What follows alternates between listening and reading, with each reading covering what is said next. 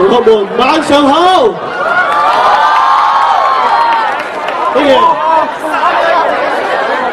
大家好熱烈，好，thank you，thank you。好啦，問你一個問題先 ，OK？ 在座有冇未成年人啊？有。你哋點樣養到咁牛高馬大咧嚇？嗱，我哋今期大檸檬話劇社咧嚇嘅棟篤笑就諗住同大家講一啲關於男女之間嘅嘢嚇，所以如果你未成年嘅話咧，就嗱嗱聲扮到成年咁啦。喺我成年嗰陣咧，我就開始思考個問題，就係男女之間點解會有一啲諗法上嘅差異咧？咁喺我讀大學之後啦，我就覺得好大程度上係溝通上嘅問題。咁其實唔止男女啊嚇，而家啲人同人之間嘅溝通都係好成問題嘅。啊，個個都唔會面對面講嘢，就係識得低頭同部手機玩嘅啫。我有啲同學係讀咗4年書，未見過佢正面嘅。鑊見親佢都係咁樣得低頭攞部手機，我真係好想做一個測試，睇下佢哋嘅頸椎係咪已經固定住㗎啦。哇 ！UFO 啊！哇！真係喎。我覺得網絡真係好可怕啦！以後嗰啲監獄啊咁嗰啲咧，都唔使再整啲咩圍牆啊、鐵欄咁啊，直接每人派一台手機，然後控制好監獄個 WiFi 範圍咁就得㗎啦。兄弟們，越用啊，快啲走啊！啊，唔得啊，冇 WiFi 啊！哇，太兇殘啦！呢個世界，呢種網絡嘅依賴性咧，我覺得啊，好大程度上影響咗我哋嘅溝通能力啦。有啲人係而家面對住異性係完全唔識講嘢㗎。女神啊，我可唔可以請你食燭光晚餐啊？咁食乜嘢啊？你係女神嚟噶嘛？神嚟噶喎，咁啊梗係你食燭光，我食晚餐啦。呵呵，女神你呵啊！你喝多一嘢啊！儲齊3個喝嘅話，你就對我3笑留情噶啦。咁當然啦嚇，亦都會有人將網絡係當成一種同異性建立某種特殊關係嘅橋梁。咁在座嘅女性朋友啦，我問你哋一個問題咧，你哋有冇試過俾人約炮啊？如果你哋遇到嗰啲同你意圖約炮嘅麻甩佬咧，你鬧佢或者你唔理佢係冇用㗎，佢哋個面皮係仲厚過你個瓜墊㗎。所以我而家要教你哋一招嚇，如果遇到嗰啲麻甩佬同你哋提出約炮嘅要求嘅時候咧，廢話少講，直接回佢一句：我男朋友有23 cm 喎，你咧？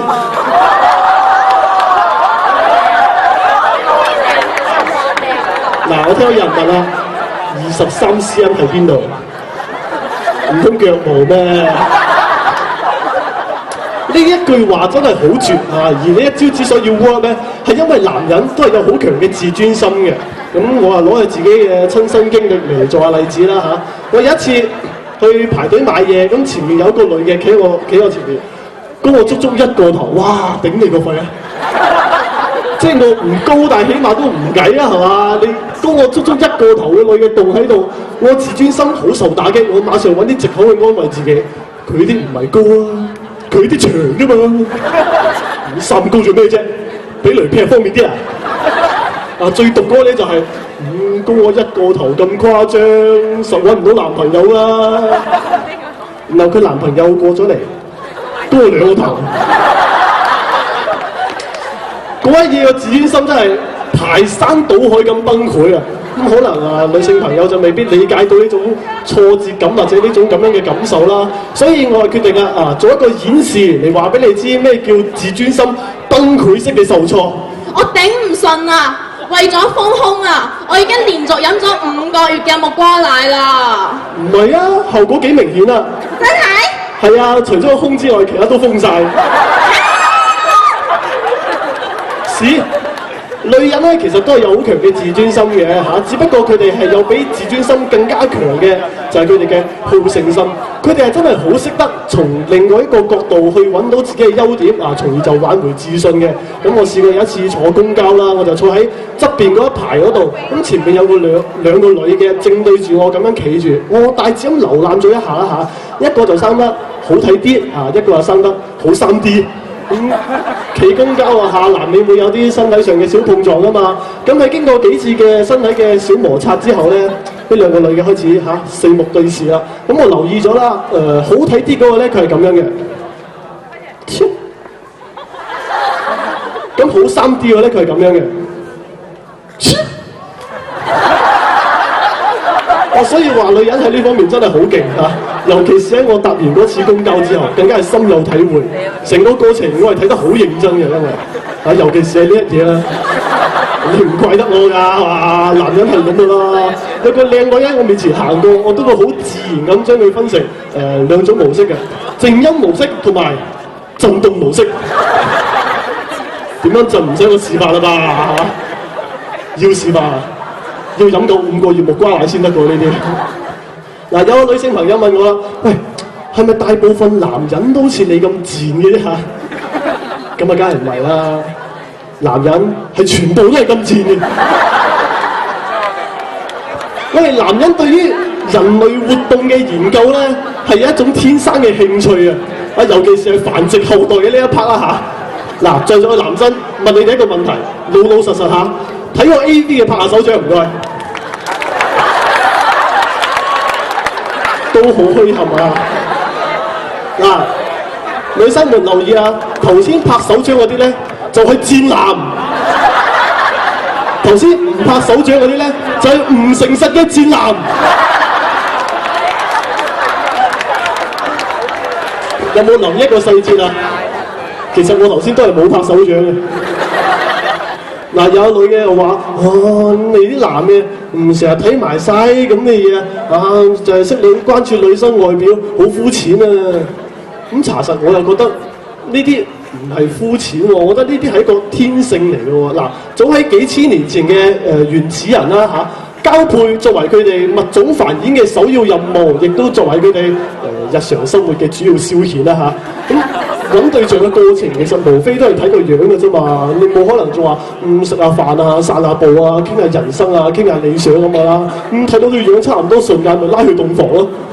所以我覺得男人中意及女呢個已經唔單止係天性亦都係一種本能，更加係一個歷史遺留問題。所以有時候我哋男人研究呢啲咁嘅嘢，我哋係會好認真、好刻苦啊！我哋唔係玩玩下一個男人。只要佢係心智同埋生理正常嘅話咧，佢係一定會識日文嘅。尤其是視頻教材入邊成日出現過幾句，係冇乜可能唔識嘅。呀咩啲結波詞，打咩故事龜。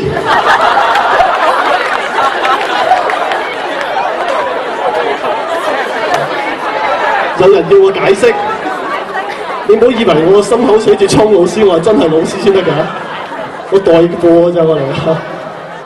嗱，其實呢種及女或者及異性啲天性咧，其實女生都係有㗎。嗱，女生有時睇嗰啲電影啊、電視劇啊咁，喂，其實無非都係衝住男主角去睇嘅啫。嗱，有人唔爽啦，唔係啊，我睇劇情嘅啫嘛。OK，咁我問你哋一個問題，一部電視劇尤其是有啲言情劇啊之類啲啦，例如《吸血鬼日記》啊咁，好嘛？男主角換成吳孟達，女主角換成朱咪咪，你哋仲睇唔睇？你哋都好壯志凌雲咁話要睇，有冇諗到個場景啊？咪咪，你願唔願意俾我吸你嘅血？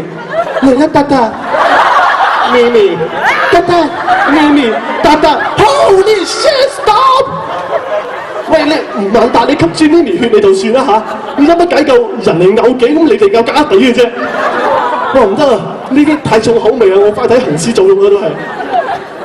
咁當然啦，呢啲審美嘅天性咧，我覺得好多時候係會有啲盲目嘅如果對方係一個靚女，哪怕佢踎喺街邊嚼住燒鵝髀，我哋都會覺得佢係靚女嘅。頂籠係個豪邁啲嘅靚女嘅啫。哇！你睇佢將個燒鵝髀嚼到幾有層次感啊！哦，哇！佢滿嘴油光，波光粼粼咁，我真係攞命喎！咁當然啦，審美觀呢啲嘢嚇，男女之間咧都會有好大嘅差異。好似啲女生成日覺得啊好靚仔啊咁嗰啲咧，我啲男人唔係話男人冇夠生到咁嘅樣嘅嚇。咁啲男嘅覺得好索啊，女嘅覺得都 OK 嘅，隻腳都幾長嘅。咁當然啦，審美觀會有差異，咁自然價值觀都會有所唔同。我係到依家都理解唔到女生對星座研究嘅嗰種痴迷，我係完全理解唔到。叉叉星座的特點，喺朋友面前很癲，喺陌生人面前卻很靜。咁請問一下，有邊一個星座係喺陌生人面前很癲，喺朋友面前卻很靜嘅咧？嗱，同樣啊，女生都係理解唔到我哋男生對遊戲嗰種痴迷嘅。嗱，就好似我哋宿舍咁啦嚇，我哋宿舍4條基佬，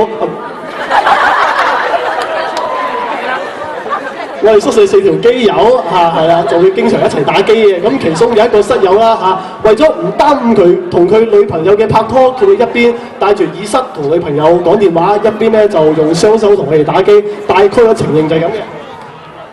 喂，係咪啊？係啊，做咩啊今日？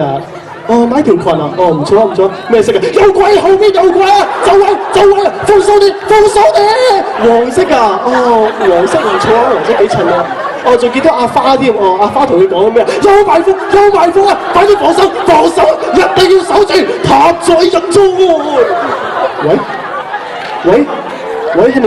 喂，斷咗線喎！呢啲其實算係比較好嘅情況㗎啦，有啲男生係打機打得癲到，你想同佢講，哇！你咁樣打機，遲早搞基嘅啫喎。嗱，大致嘅情形就係咁嘅。Honey啊，我想去沖涼喎。咁你咪沖咯。但係人哋唔想自己一個喎。話時話，阿旺財都成個月冇沖涼喎，你請埋佢一齊去啦咁。人哋依家着住維多利亞的秘密嘅性感內衣啊！咪住，你唔係話沖涼咩？着內衣把鬼啊！哇！啲女人咁奇怪真係嚇。當然啦價值觀呢啲嘢每個人都有唔同啊，仲冇話邊個好晒，邊個啱晒咁。你有你研究星座匹配，我有我研究人體交配呢啲各取所需嘅啫。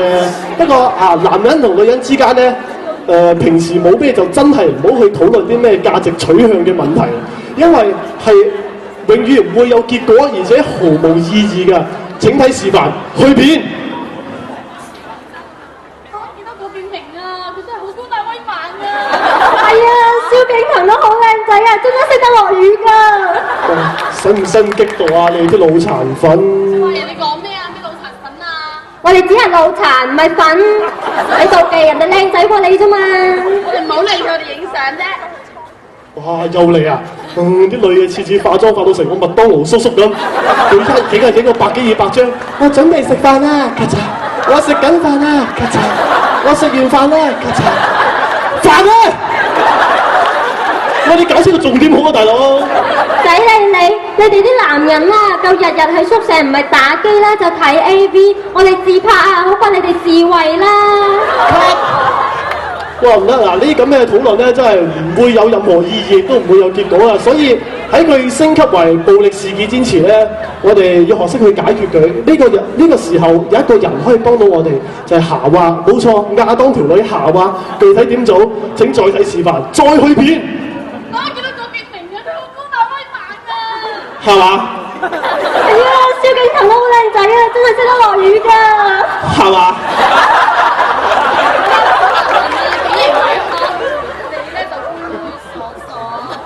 係嘛？黐孖筋。係嘛？係啊，一個夏娃啊，就嚟到支持夏娃嘅。喺佢進一步升級為暴力事件之前咧，一個夏娃就好完美咁將呢個矛盾解決咗。因為你哋真係要相信喺暴力呢一方面，尤其是係而家呢個女漢子泛濫嘅年代，女生喺嘅暴力呢方面嘅戰鬥力，你真係唔會想去見識嘅。我曾經係俾一個女仔，即係其實我而家都唔 sure 佢係咪女仔嘅嚇，俾佢一嘢坐我菠蘿蓋度，哇！真係嘈大跌金床，搞到我呢邊嘅膝頭哥係足足1個月唔可以彎曲嘅。你哋有冇想象過啊？喺一隻腳完全彎曲唔到嘅情況下，我係點樣去廁所大解咧？我係咁樣嘅。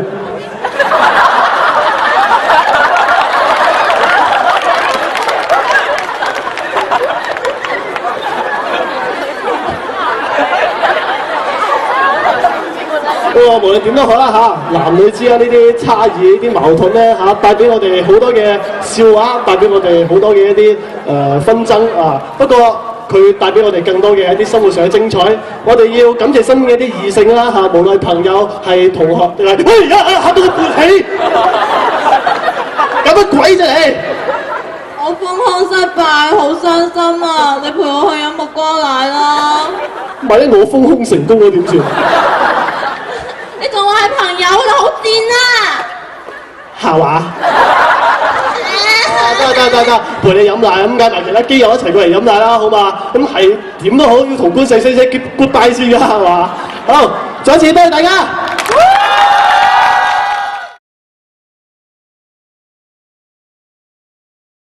好多謝大家今日可以中意我哋呢個 show，OK，我哋係大檸檬話劇社，而家亦都係廣立人才。咁如果大家係對我哋呢個團體或者對我哋表演有興趣嘅話咧，係好希望你哋喺微信或者微博上邊搜索我哋大檸檬話劇社，然後同我哋作進一步交流，或者係直接加入我哋嘅。當然啦，你直接啲嘅話，你可以問工作人員攞我哋電話，或者問我哋直接攞都得。再唔係你而家踩上場都得啊，我哋都阻止唔到。